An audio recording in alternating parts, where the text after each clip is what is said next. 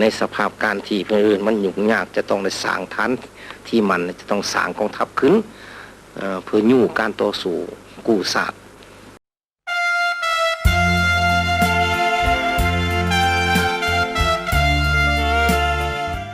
ท่านผู้ชมที่เคารพเนื่องในโอกาสคำหนับหับต้นวันเกิดประธานไก่สอนพรหมวิหารผู้นำที่ยิ่งใหญ่และแสนเคารพหักของปวงชนลาวทางชาติครบรอบ105 ปี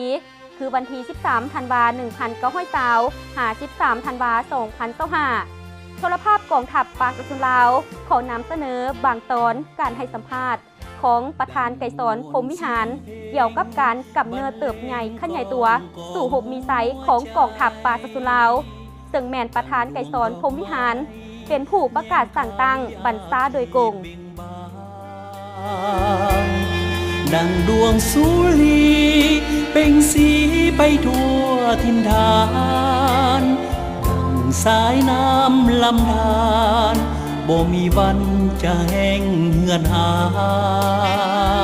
ยภาพการที่เพื่อนมันยุ่งยากจะต้องได้สร้างฐานที่มันจะต้องสร้างกองทัพขึ้นเพื่อยู่การต่อสู้กู้ศาสตร์ดังนั้นมันว่าได้มีคำตกลงของพรรคคอมมิวนิสต์จีนคณะประจำของพรรคคอมมิวนิสต์จีนแล้วก็มีบัตรเส้นใส่ซื้อสหายโฮจิมินห์ว่าแต่งตั้งให้เฮานี่มันว่าต้องไปสร้างฐานที่มันอยู่ภาคเหนือและพร้อมกันนั้นก็ต้องสร้างกองฐานปุดปล่อยทำอิฐไปกับบุมีเท่าไรคนหรอกมี2, 3, 4, 5 คนในนั้นมีถึงสหายศรีสวัสดิ์แน่แล้วมันนี่ปัญหาใหญ่ที่สุดมันว่าดีต้องได้สร้างพื้นฐานประชาชนซะก่อนอันนี้แหละในเวลานั้นพวกเขาได้ไปมันอยู่แต่ป่ากันแล้วจังค่อยเข้ามาหาประชาชนเพื่อได้โฆษณาสร้างความเข้มแข็งขึ้นแล้วอันนี้แหละสำคัญเพราะว่าจัดตั้งกองร้องยังยึดอำนาจหมดแล้วจากนั้นจึงสร้างตั้งกอ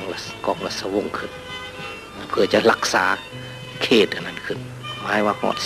49ให้สร้างหาตานที่47 48ฮอด49จึงได้สร้างกองราชวงศ์ขึ้นกองราชวงศ์นี่มันเกิดมาในไรมันเกิดจากขบวนการต่อสู้กู้ศาสตร์มันออกจากอื่นๆซาวหน้ามันนาสุนศาสตร์วันนี้ศัตรูมันปราบตีมันนี่แม้นอยู่ทางซ้ำเนื้อมันก็มาจากเท่าไรกองพันอยู่ทางลังผลทางเสื่อนลาไรโจมันก็มาจาก4-5 กองพันมีเทิงฐานฝรั่งในมีเทิงแขกดำในครบมืดเพื่อจะมาปราบขบวนการจากนั้นมันเหี่ยห้องเพื่อนมาต้องเลยสร้างตั้งกองทหารขึ้นแต่กองทหารทำอิฐมันว่ากับพี่แต่25 คนกองทหารหัวหน่วยทำอิฐของกองทหารตั้งแต่ก่อนอื่นว่ากองทัพปลดปล่อยประชาชนลาวต่อมาเดี๋ยวนี้จังกองทัพประชาชนลาวด้วยวิสัยทัศน์ที่กว้างไกลและความกล้าหาญที่บ่มีไผเทียบเท่าประธานไก่สอนพรหมวิหารผู้นำที่ยิ่งใหญ่และแสนเคารพหักของปวงชนลาวทั้งชาติได้ประกาศสั่งตั้งกองทัพปราศลาวในวันที่20 มังกร 1949ภายใต้การนำพาอันสละสงสัยของประธานไก่สอนพรหมวิหารกองทัพได้เติบใหญ่เข้มแข็งขึ้นอย่างว่องไวกลายเป็นกำลังอันแข็งแกร่งในการต่อสู้เพื่อเอกราชและเสรีภาพของประเทศชาติอันยิ่งใหญ่ของประธานไก่สอนพรหมวิหารท่านได้นำพากองทัพและประชาชนลาวบรรดาเผ่าปลดปล่อยประเทศชาติได้อย่างสมบูรณ์ในวันที่2 ธันวาคม 1975ซึ่งเป็นมือที่สาธารณรัฐประชาธิปไตยประชาชนลาวได้รับการสร้างตั้งขึ้นอย่างเป็นทางการและสง่าผ่าเผยยึดอำนาจมาแล้วกองทหารก็ใหญ่ขึ้นตื่มมาแล้วเพื่อนกับไผก็เห็นทุกมือทุกวันนี่แหละรถตังก็มีปืนใหญ่ก็มีเครื่องบินก็มีเครื่องบินสู่รบก็มี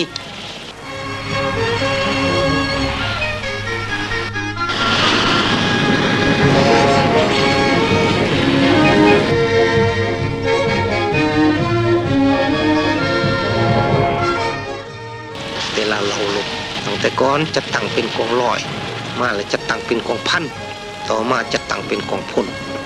แล้วก็มีเขตทหารนั้นมันก็ได้เติบใหญ่ขึ้นหลายที่สุด เ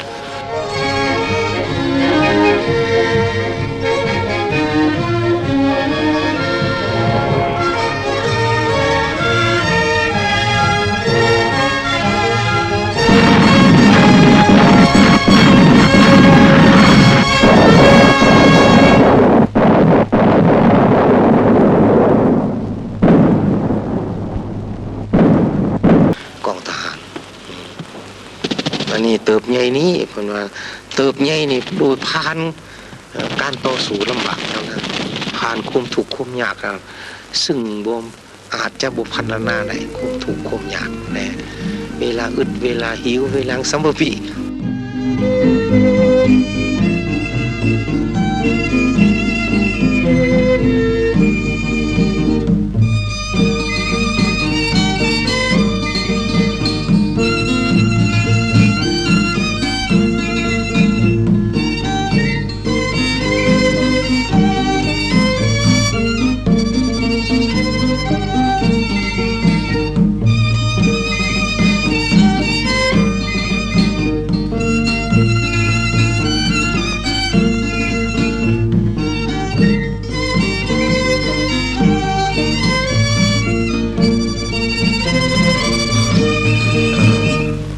แต่ว่ามีปัญหาใหญ่อันนึงสำคัญที่สุดในยังกองทหารเฮานี่เนี่ยแม่นว่าหนึ่งยามใดก็ติดพันกับประชาชนอิงใส่ประชาชนนั่นแหละอันนั้นมันสำคัญที่สุดในยามใดก็ไต่การนำพาอย่างเด็ดขาดโดยกลุ่มและหอบด่านของพรรคยามใดก็มีการร่วมสัมพันธ์กับสหายเวียดนามได้ทำการสู้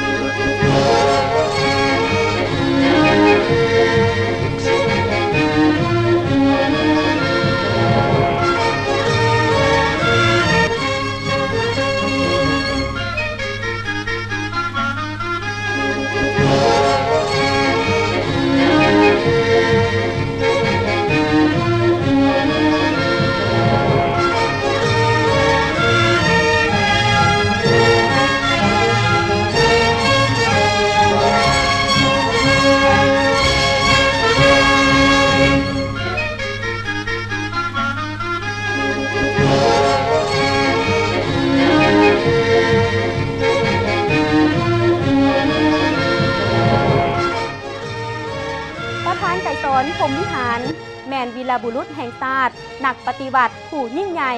และเป็นแบบอย่างอันดีเลิศให้แก่คนรุ่นหลังสืบทอดต่อไปท่านผู้ชมเพื่อนสหายนายและพลทหารที่หักแพงถึงว่าประธานไก่สอนพรหมวิหารจะจากพวกเฮาไปแล้วแต่คุณงามความดีและอุดมการณ์ของท่านยังคงอยู่ในดวงใจของประชาชนลาวตลอดไป